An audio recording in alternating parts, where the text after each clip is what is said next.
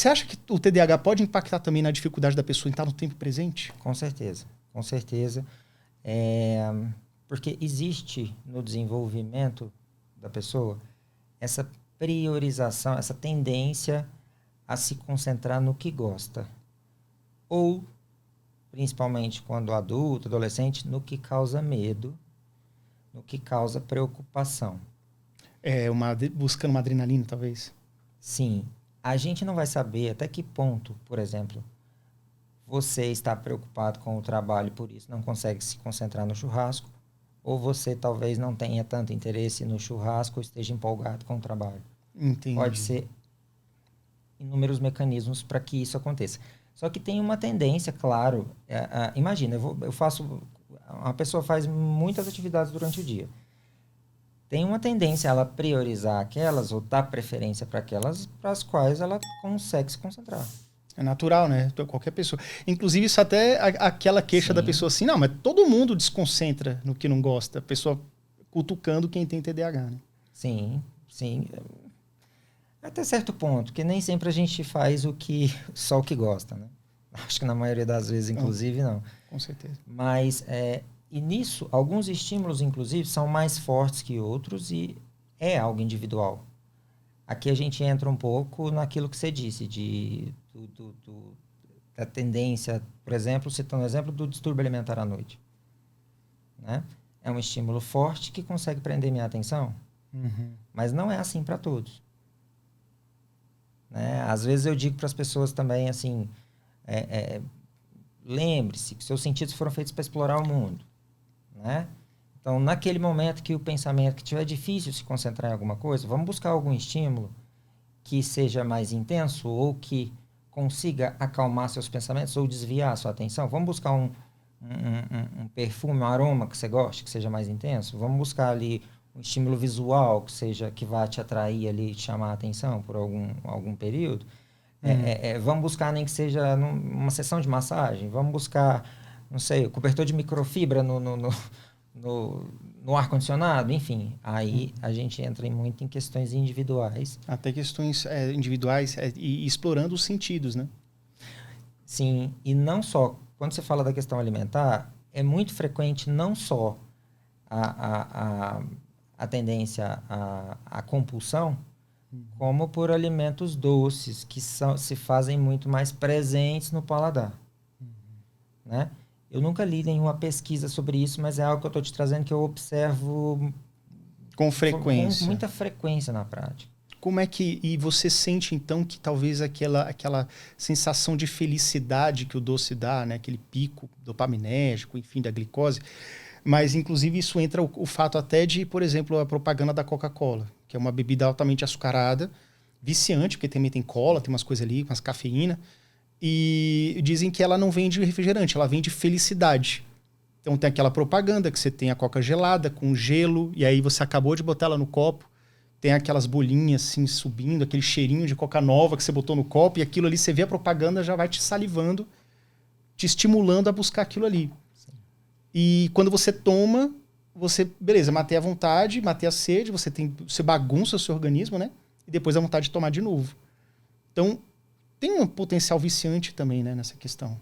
Sim, sim. Tem uma tendência, uma predisposição do TDAH a vícios. Como é que é isso?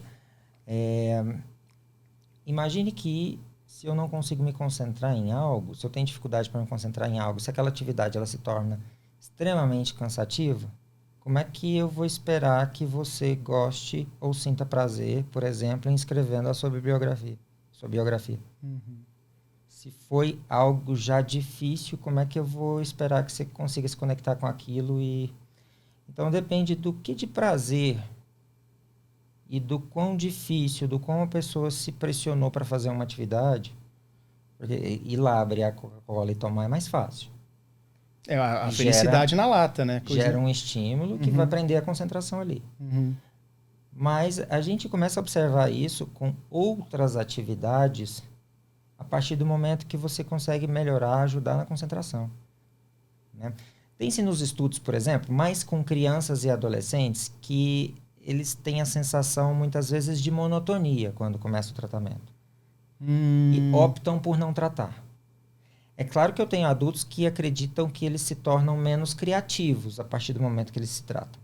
Mas isso é verdade mesmo, doutor? Será que isso não é uma sensação?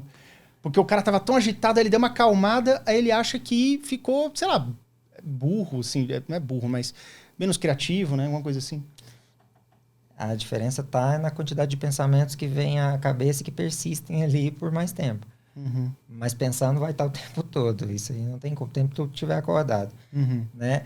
Mas é mais, a gente percebe muito isso em criança e adolescente, porque os adultos, quando eles nos procuram, geralmente eles já estão frustrados com relação a atividades que eles gostariam ou precisariam fazer e não estão tendo sucesso naquilo. Uhum.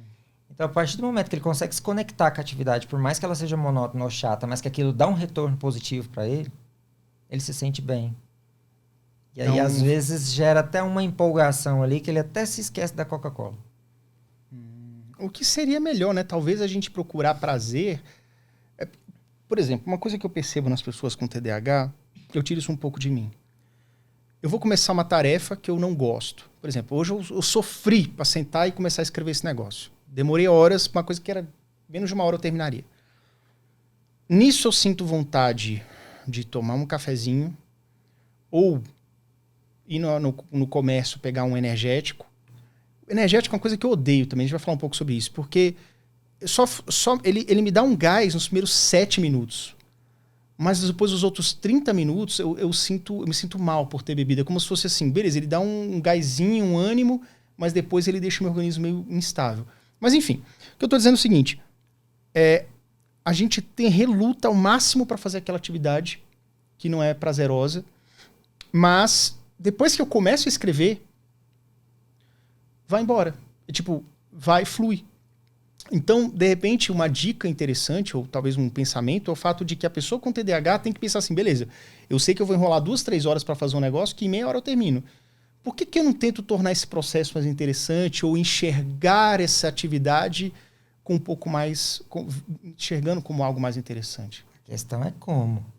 Mas tem alguns fatores de confusão aqui, porque você viu que você me disse que você buscou um café, que você buscou um energético, que são o quê? Estimulantes. Uhum. E que deixar para a última hora, muitas vezes gera adrenalina, e que a gente usa medicamentos que geralmente são o quê? Estimulantes. Uhum. Então, tem um fator de confusão aqui de até que ponto, por exemplo, as pessoas não buscam... Tem pessoas que eu atendo que às vezes me falam ali, você é ansiosa? Sou. Quanto de café que você toma? Tomo 2 garrafas por dia. Aí não dá, né? Aí você já... né, o nosso Sim. TDAH-dômetro aí já até acende. Uhum. Até se acende aí. Porque é um pouco meio incompatível, mas assim... Incompatível café com ansiedade, né? Muitas vezes. Mas assim, são múltiplos fatores que vão influenciar nisso. E o que vai tornar aquela... Assim, como que eu vou cobrar da pessoa que ela acha aquela atividade interessante se ela não está enxergando um retorno ou se ela não teve ainda o retorno daquela atividade?